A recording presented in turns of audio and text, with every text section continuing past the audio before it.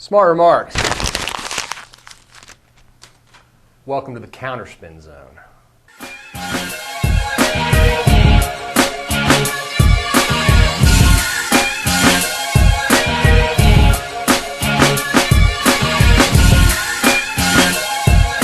The education of Sarah Palin continued this week as she traveled to the United Nations in New York to meet with foreign dignitaries such as Afghan President Hamid Karzai, Henry Kissinger, and Bono.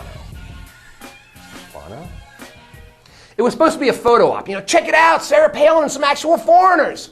And so the McCain campaign wanted the cameras there, but they did not want reporters there. They tried to keep reporters out.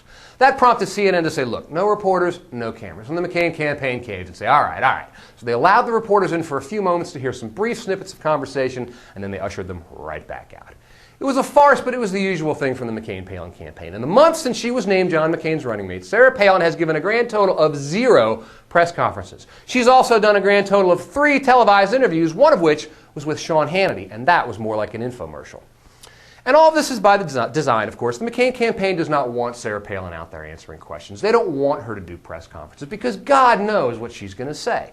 Just yesterday, Palin sat down with Katie Couric talking about the financial crisis, among other things, and Couric says, give me some examples of where John McCain has sponsored regulation over the course of his senatorial career. And Palin said, and I quote, I'll try to find you some and I'll bring them to you. Now, for Palin's fans, all of this is fine. They don't care that she's underqualified. In fact, as Jonathan Chait wrote in the New Republic, her lack of qualifications is her greatest qualification. They believe that she possesses the instinctual wisdom of the common man. Fine. But doesn't the common man or woman actually have to demonstrate some of that wisdom? Give me 5 minutes with Sarah Palin. I'll ask her some questions. I'll ask her if she knows the difference between Shiite and Sunni Muslims. I'll ask her not just what she and John McCain would do about the current financial crisis, but whether she understands it, whether she can explain to me and the American public how this financial crisis unfolded, what started it all. These are not gotcha questions. These are not questions about your pastor or lapel pins. These are the biggest issues facing the country right now. And as a candidate for the Vice President of the United States, a heartbeat away from the presidency, Sarah Palin needs to be able to answer these questions. So the McCain campaign needs to let her loose.